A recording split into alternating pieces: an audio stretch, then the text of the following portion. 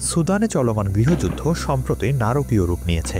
দেশটির উত্তর দারফুর প্রদেশের রাজধানী এল ফাশের শহরে ভয়াবহ গণহত্যার অভিযোগ উঠেছে। পরিস্থিতি এতটাই ভয়াবহ যে আধা সামরিক বাহিনী র্যাপিড সাপোর্ট ফোর্সেস RSF এখানে একদিনেই হত্যা করেছে অন্তত ১,৫০০ মানুষ। একটি হাসপাতালেই ৪৫০-র বেশি মানুষকে হত্যার গুরুতর অভিযোগ উঠেছে।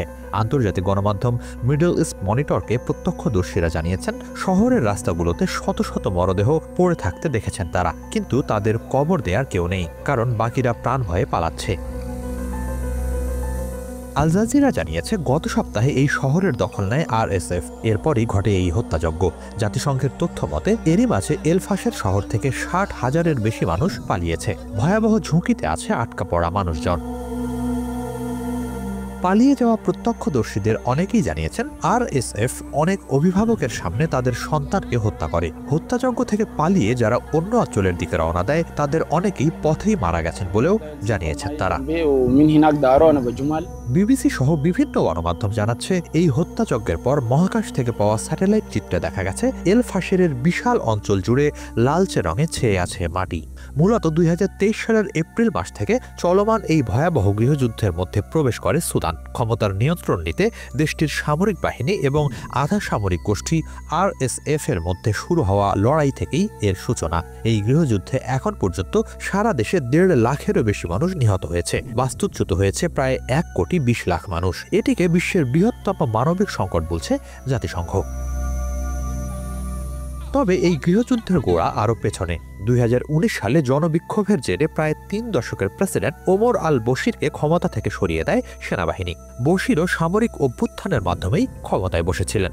তাকে ক্ষমতাচ্যুত করার পর সামরিক ও বেসামরিক অংশ মিলে একটি সরকার গঠিত হয়, কিন্তু ২০২১ সালের অক্টোবরে পাল্টা সামরিক অভ্যুত্থানের মাধ্যমে উৎখাত করা হয় ওই সরকারকে। সেই অভ্যুত্থানের কেন্দ্রে ছিলেন সশস্ত্র বাহিনীর প্রধান ও দেশটির বর্তমান president general Abdel Fattah al Burhan এবং তার সহকারী RSF নেতা জেনারেল মোহাম্মদ হামদান দাগালো। পরবর্তীতে দেশের ভবিষ্যৎ নির্ধারণ ও বেসামরিক শাসনে ফিরে যাওয়া নিয়ে প্রস্তাবিত পদক্ষেপে একমত হতে পারেননি এই দুই জেনারেল। তাদের মধ্যে মূল বিরোধের একটি ছিল প্রায় ১ লাখ RSF সদস্যকে সেনাবাহিনীর সঙ্গে একীভূত করার পরিকল্পনা এবং নতুন যৌথ বাহিনীর নেতৃত্ব নিয়ে। দুই জেনারেলের এই ক্ষমতা ও প্রভাব ধরে রাখার দ্বন্দ্ব থেকেই শুরু হয় গৃহযুদ্ধ।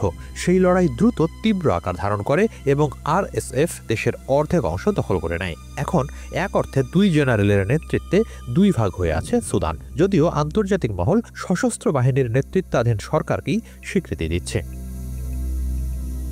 তবে সংযুক্ত আরব আমিরাত নিজের স্বার্থ সিদ্ধির জন্য RSF-কে মদত দিচ্ছে বলে গুরুতর অভিযোগ রয়েছে। সেদিক থেকে চলমান এই গৃহযুদ্ধ ও হত্যাযজ্ঞে তাদেরও অভিযুক্ত করছে অনেকে। ২০১৩ সালে গঠিত হওয়া RSF-কে একটি শক্তিশালী বাহিনী হিসেবে গড়ে তুলে সুদানের বেশ কিছু সোনার খনির নিয়ন্ত্রণ নিয়েছেন জেনারেল দাগালো। অভিযোগ রয়েছে তিনি সংযুক্ত আরব আমিরাতে এই সোনা পাচার করেন।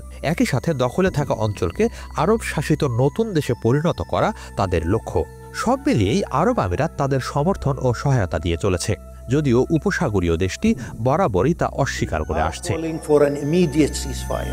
সৌদি আরব, বাহরাইন সহ বিভিন্ন পক্ষ নানা সময় দুই জেনারেলের মধ্যে শান্তি প্রতিষ্ঠার চেষ্টা চালায়ও ব্যর্থ হয়। এদিকে সুদান নিয়ে বৈশ্বিক মনোযোগ একেবারেই কম থাকায় চলমান এই সংঘাতকে বিস্তৃত এক যুদ্ধ হিসেবেও অভিহিত করা হচ্ছে। হিজল জোবায়ের, বাংলা ভিশন।